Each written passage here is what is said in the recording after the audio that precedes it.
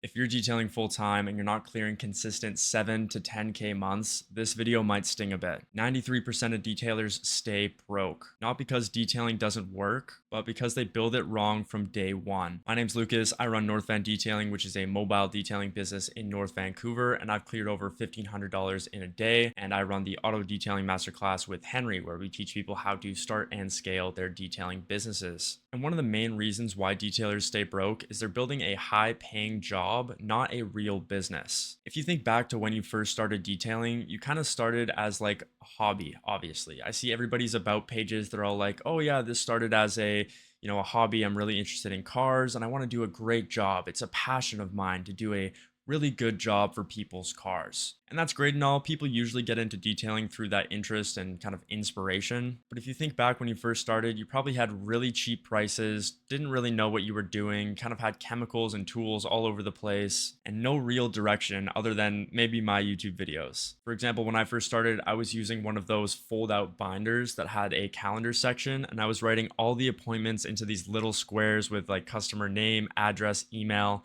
and I wasn't keeping track of anything like on the computer. Especially when you first start, you are a owner operated business, which means every time you get an appointment, you have to manually send follow-up reminders and, talk with the client. You have to keep track of your appointments, make sure your calendar is organized. And then obviously you have to go service the job. And when you get back, there's a whole bunch of stuff you have to do in order to get ready for the next job. Things like taking the towels inside, washing them, refilling your chemicals, making sure your vehicle is organized. And for some of you, fighting back some mold on the inside of your detailing setup.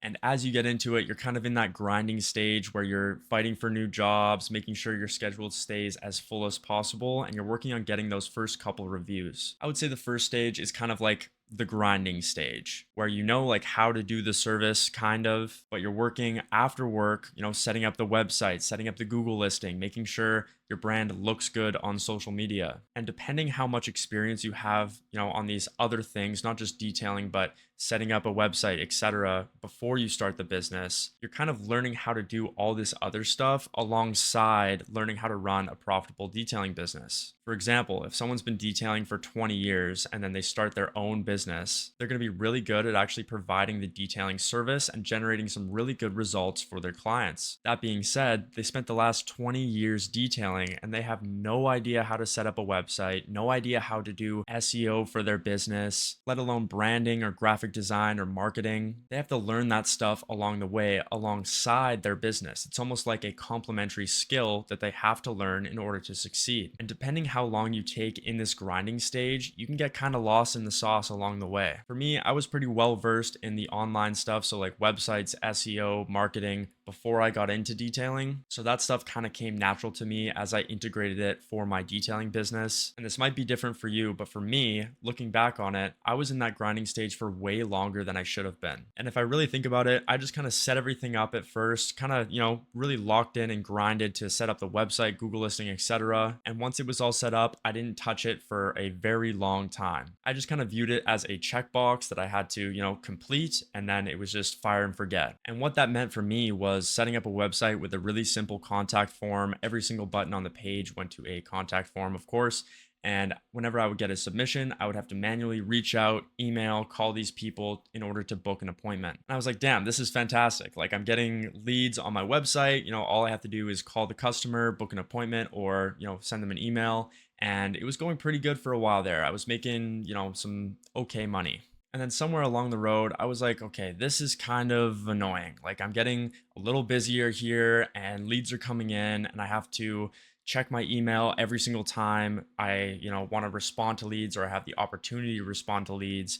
And after some of these jobs or big days, I would get really tired and I'd be like, you know what? I'll just respond to the leads tomorrow. I don't think they'll mind waiting a day. And like, sure, again, that can work for a bit and it's fine doing that. But if you're really trying to hit consistent 7K months, 10K months and beyond, you need to integrate a solid structure into your business and maintain it every now and then. I see a lot of you guys that all you do is, you book the appointment, you go to the job, and then you go home, you play video games, etc. But it's the time spent outside of detailing that really scales the business. The next point here is your pricing. And again, we're going to go back to when I first started. My prices were dirt cheap. I was charging like $80 for an interior detail. And I still remember it to this day, The first detail I ever got was someone who owned chickens in their backyard, and they were transporting the chickens in their trunk.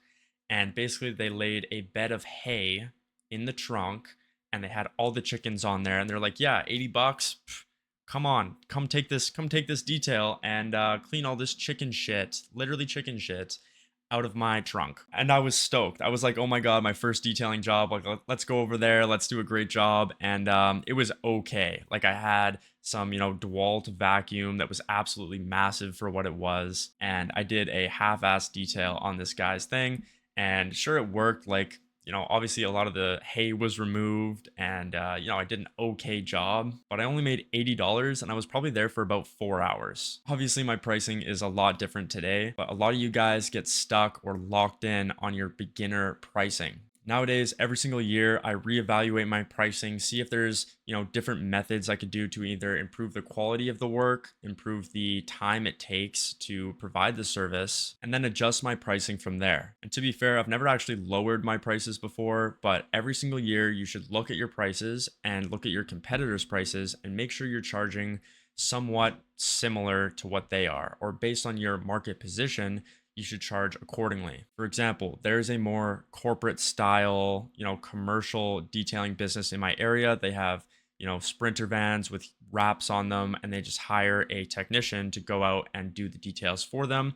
And they have a website, automatic booking and everything, where they just dispatch people to go and do the job. Comparing that to my business, where I am a owner operated service, I charge higher rates than their company because it's a more personable. I charge higher rates than their company because it's a more personable approach. I would say about 50% of my customers have no clue what my business name is. They know me as Lucas. Like, I can imagine, one of the guys sitting on his couch next to his wife, and he's like, "Oh, hey, just a reminder, like, Lucas is coming to detail the cars tomorrow." And it's through that personal approach where I've built connections with the clients. Think about it as a wealth management person, for example. Like, you want to build a personal connection with the clients for them to trust you with their valuable assets. And that allows me to charge a premium rate for the same or similar or maybe even a little better service than my competitors. But a lot of detailers nowadays that are maybe around that 4 to 5K a month range, they're really scared to change their prices because a lot of these personal connections that they've maybe built up over time, maybe that client can no longer afford their services. And to add to that, they're kind of scared of that confrontational conversation that they have with the client when, say, you have a regular person that comes in and you're charging $100 for an interior detail. And after some review, maybe you've been charging that for like 3 years. And now you're like, "You know what? It's time to change my prices. I'm now charging $150 for the exact same service. I can get through it a little faster. My results have improved since then. I'm confident in the service. I'm confident I can charge this rate." Client calls you up, "Hey, doing that interior detail for $100. Is that cool? Like, come by next Wednesday." You're like, "Hey, just so you know, I've raised my prices and the total now is $150 for the service. Is that okay with you?" And some of these people in that situation are going to drop off. And that is the whole point of raising your prices. Say you're doing 2 interior jobs a day at $100 and you're working 5 days a week. That is about $1,000 per week. If you instead charge $150 for the same service, you're now making an extra $500 per week. And the customers that drop off allow your schedule to open up to more customers that are willing to pay that $150. And something that's related to this is referrals. If you have a client that's now paying $150 for their detailing job and they value the service, they're coming back, they're fine paying that price, they will refer your business to their friends and family that are probably willing to pay that $150 price. And then your network starts to expand. Like, say, for example, you do a really dirty detail, like a disaster detail, and you do a really good job, you kill it, you post the before and afters on social media, and it's a crazy difference. And like, you should be proud of that. Like, there are some good results you can get for these people, and I can do the same thing, but those people are going to refer you to other people with a similar situation. Or you post on social media and you create this crazy before and after transformation.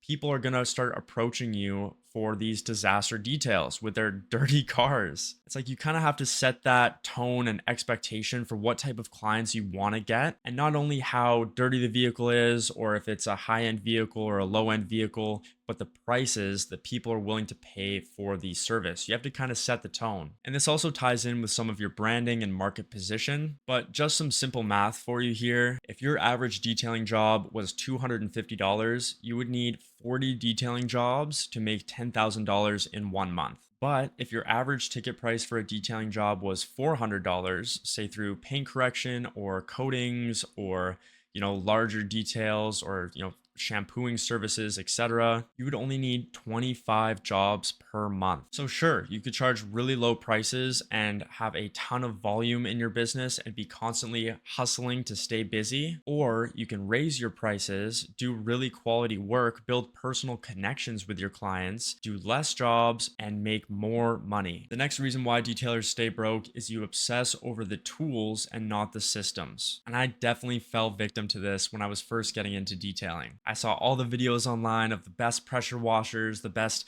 brushes. And honestly, it was mainly the pressure washer stuff. It was like, what pressure washer should I get? What's the best PSI, the best GPM? What's the best pressure washer hose? How do I don't want one that kinks, but I have to hook it up to my gun. And then you get into all the quick connects and the different fittings and what's the difference between a 15 millimeter and a 14 millimeter connection to my pressure washer? Which one do I have? I have no idea. And that Uberflex hose, wow, that's pretty cool. It's only 1/4 inch. Oh, it's kind of short though. What if I need a little extra length to get to the customer's car? What if they have a big truck? Or what if I have to park further away? Like, should I mount my pressure washer reel or should I just have it corded up in my car? Like, there's so many different things to think about, or even like polishers, for example. Like, oh, do I need the Rupes polisher? Or should I get the, a huge air compressor in my vehicle? Or do I need the mighty extractor to be able to do carpet and seat shampoo? Like, there's so many different tools you can get that cost like kind of insane amount of money. And if you're not careful, all that money you're making detailing can just go right back into the business in the wrong way. And obviously it's important to invest in tools in your business, get the basics and get a nice stack of chemicals going. But there's different categories for you to reinvest your money back into the business that can pay off tenfold instead of just buying a new polisher. Things like investing in your marketing or some sort of software like a CRM software, which is a customer relationship management software. Again, like I mentioned, the calendar I had, the paper calendar, filling everything out. It's so much easier to keep track of your clients when they're all on a software where you have their name, email, past appointments. You can text them through the software, email them through the software. All the forms, automations are set up. It just makes everything so much more simple and it's not crazy expensive. Like if you want to buy a, $600 polisher or a $700 pressure washer, like you could just buy the software and that would be so much more beneficial for your business rather than buying like a brand new Ford Transit Connect or like a pre-built detailing rig that is like 30 to 40 grand. And now you're starting your business in debt and you're spending all your time instead of, making money and then having the option to reinvest it. It's just going back to paying for your setup. I would highly recommend if you are just starting detailing, do not buy a Ford Transit Connect or any of those vehicles, especially not a pre-built detailing rig. There are guys out there making $20K a month and they work out of sedans. They work out of SUVs. I have a 2004 Honda Pilot that I'm working out of. It's black on the outside and the whole side panel is scratched up. There is paint spots where I practice wet sanding and I burned strips through the paint. Like it's not a glamorous setup, but I show up, I open up the back. It looks kind of sick in there. It looks kind of sick on the inside. Okay. But they're like, okay, what's going on with this guy? Walk over there, fully kitted in the merch, shake their hand. Hey, my name's Lucas. I'm here to do the detail today. Really confident in the service. Let's walk around your vehicle and I'll answer any questions you might have. Show me some of the areas where you want me to focus on and I'll generate you some fantastic results. Sounds good? And then they're like, okay, this guy knows what he's doing. He's professional. He knows exactly, the cause of why I called him in the first place. And the customer is now confident that I can accomplish their goal. And after the job, of course, I'll walk around with them, make sure everything is checked off, and then they're happy to pay me what I charge. And you don't have to invest money back into your business as well. You can also invest time or even spending time learning a new skill to implement into your business. Things like learning how to do SEO for your business or learning how to do sales for your business. Sales is a really good skill to learn for a detailing business. But my very first part-time job when I was 15 years old was in a restaurant, and I worked there till I was about 20. So I started there as a host and I went all the way to serving, and I learned customer service and sales through that job. And of course, it's not the same as selling something high ticket like a coating or something like that. Like I'm upselling mushroom add-on for their burger. Like it's not super crazy, but it dipped my toes into what that tension is like how to ask somebody if they want to, spend more money on whatever you're selling. But spending the time learning these skills is really important to help you succeed long term. The next point here is a lot of detailers rely on random leads. Okay, they don't really know where their next job is coming from because they don't have a predictable kind of calendar that gets people booked in automatically. Usually it's kind of a seasonal rush, like in the spring or just before winter. Sometimes it's a lot of word of mouth as well if you have a really tight service area, which is awesome, of course. But you're almost doing like hope marketing. That's what I call it, hope marketing, where you're hoping for an inquiry to come in so your next week is full. But the main point here is if you have inconsistent lead flow, you have inconsistent income, which can lead to stressful decisions. And in this stage, you kind of start panicking a little bit. It's like, okay, I'm looking up YouTube videos, how to get clients for my detailing business.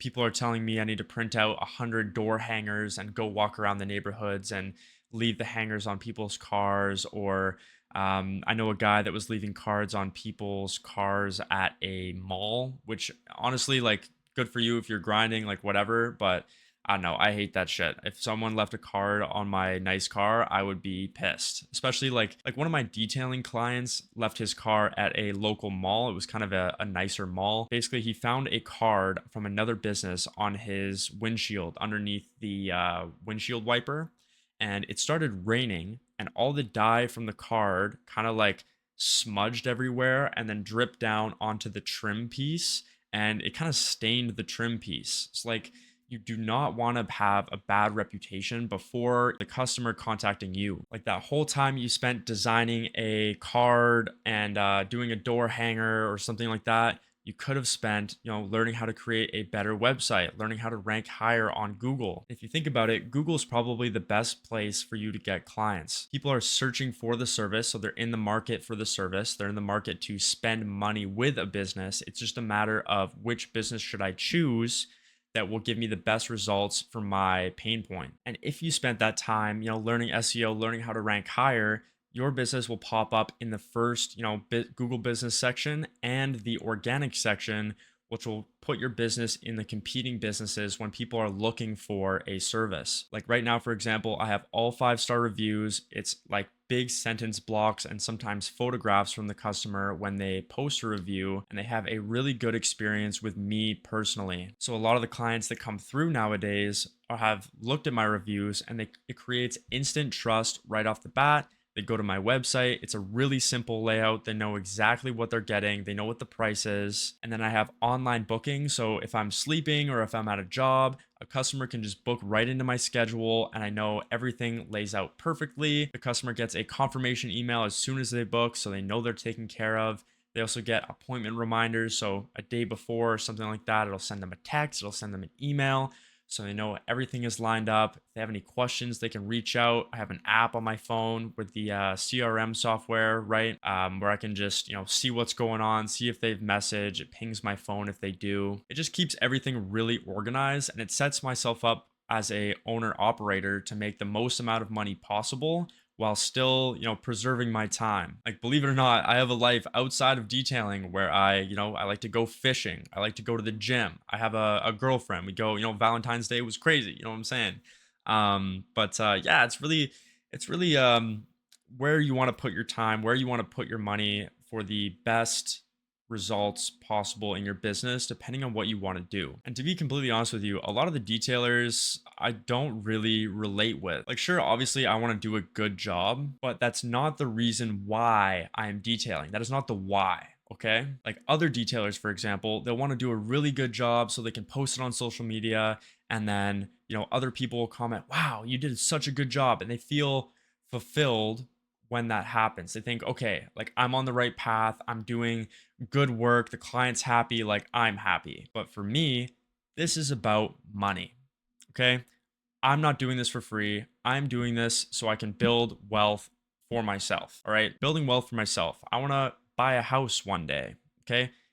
I know, call me crazy in this economy, right? I want to buy a house one day. Okay. I'm trying to make the most amount of money possible while providing results good enough, not the best, not the top tier crazy results, but I want to provide results that are good enough in order for my customers to be happy with the service that they paid for at that price point. And anything that I can do to minimize the work output and the time spent doing the job to make the most amount of money, I will implement that immediately. And I guess there's another factor, which is time. Okay. Time outside the business, inside the business. I want to minimize myself being spending time doing stuff so I can go do other stuff, like make these videos for you guys. And sometimes in the summer, it's really hard to kind of take a step back and implement these changes when you're super busy all the time. Like you can probably relate to this where you're working back-to-back jobs for 2 weeks straight. And if you come home, you're doing your maintenance stuff on the vehicle, you're washing the towels, you're doing the emails, bookings, etc.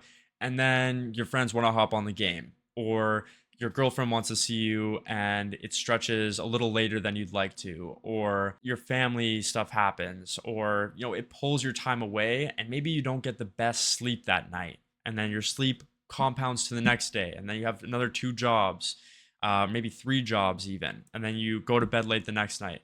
Eventually that sleep debt is going to catch up to you and you're going to miss the first job one morning, and the customers can be like, where are you, what's going on?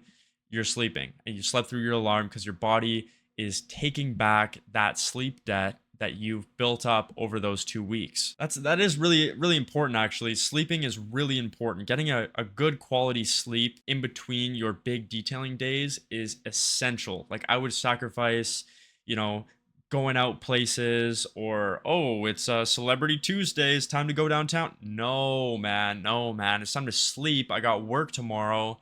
Like if you're trying to scale a detailing business long term, like you gotta lock in. You gotta do the stuff that's not just focusing on detailing, it's preserving detailing. It's preserving the opportunity, the privilege to detail. And one of the last points here is avoiding back-end revenue. And what does this mean, right? You have a customer, for example, and they call up, they're like, hey, I need my interior and exterior detailed. I need a clay bar, I need a wax, and maybe it's a 2021 Audi Q3. Like nothing crazy, but like definitely up there, right? You go and service the client. He talks to you. He's like, hey, I'm a busy guy. I work in a real estate office and I'm just gonna be doing some work inside, but it's not too bad. I have a couple kids in the back there. I just want it looking good for when I go do visits to the customer's house, and different things like that. Like I just want to look the part of a successful real estate agent. You're like, okay, no worries. I got you. You do a great job.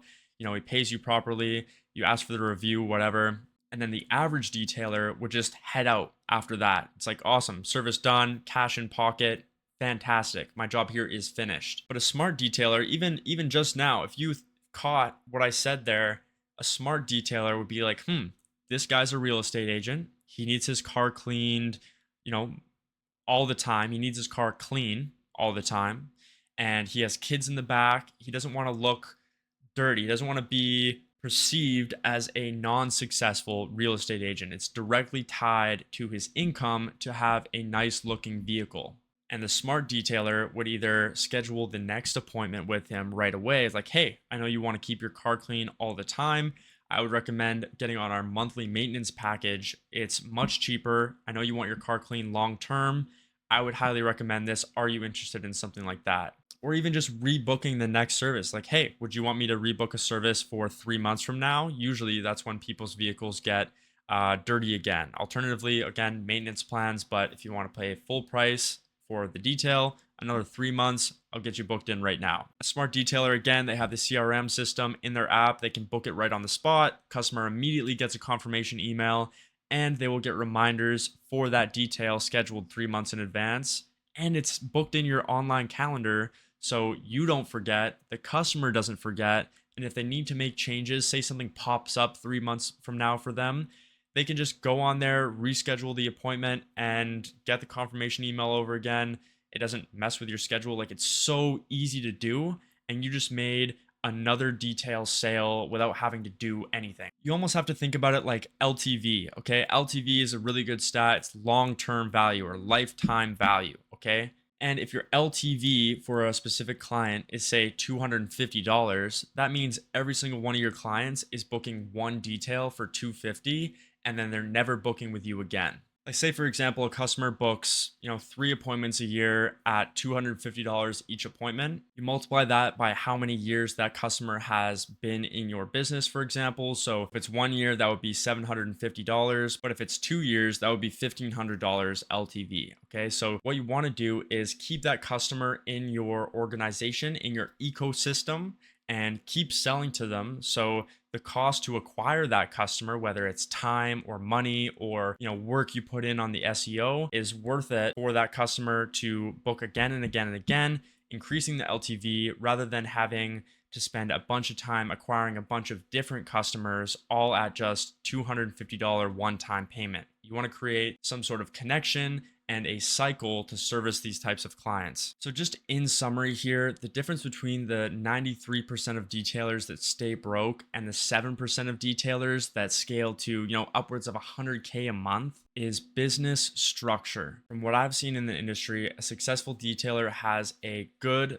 business perception, right? A good customer facing perception of your business, whether that be branding, social media, some personal interaction, some charisma in your business, some sort of predictable lead source. For example, Henry from Rinse Lab absolutely kills it on TikTok. He has people crossing the border from United States to Canada to get their car serviced at his shop. People are literally changing countries to go to his shop, right? And they also have some sort of software, like I mentioned, like the CRM software that manages their business backend. So they have online booking, website template in there, reminder emails, texts, and internal marketing stuff. So if you're doing a winter gift card promotion, you'll have access to your customer database of emails, and you can send out an email blast or some sort of flow that will nurture them into buying a gift card. Or say you're running a promotion on a specific service, you can do a text automation that automatically, based on how they respond, or it sends them the link or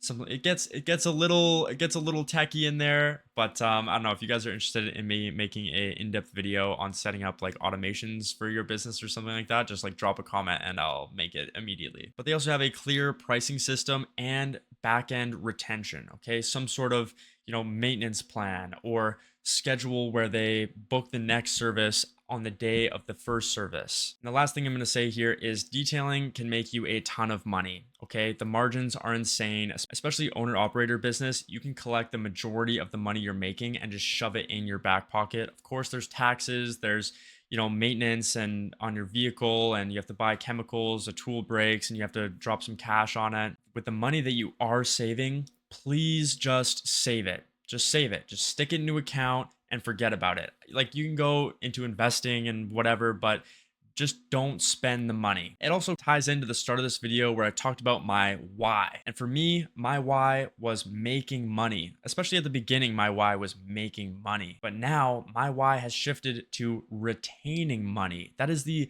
more important thing than making it. Because again, I want to buy a house one day. And your why might be different. Okay? I'm not saying I'm the same as absolutely everybody out there. Like, some people, they're just detailing to be a detailer. They want to produce the best results. They want to make a ton of money and then drop $40,000 on a brand new detailing rig with a fully fabricated skid. They want 2 EcoFlow electric generators. They want to have the vacuum Cox reel. They want to have the best setup known to man, the most efficient setup possible. But it's like, dude, you just dropped 40K when I'm doing the same thing, making more money than you out of my 2004 Honda Pilot that the locks don't work on. Like, just keep that in mind, put that into perspective. But I hope you guys enjoyed this kind of raw style video. If you want to drop a like, comment, and subscribe on this video, that would be fantastic. Comment below like any questions you might have. We also have the auto detailing masterclass launched now. I'm doing it with Henry from Rinse Lab. We have a bunch of new stuff coming out soon, like the meta ads mastery. And you get the software that we've built for you, the CRM software, once you join the program. But honestly, if you're just trying to, get a clear path for your business, discover the why in your business, you can book a free call below with me. It'll be the first link down there. You can also check out our school community as well. Auto Detailing Masterclass will be the second link. But yeah, if you have any questions, feel free to comment below. I'm super excited to get in touch with you guys, and I'll see you in the next video. Take care. Happy detailing.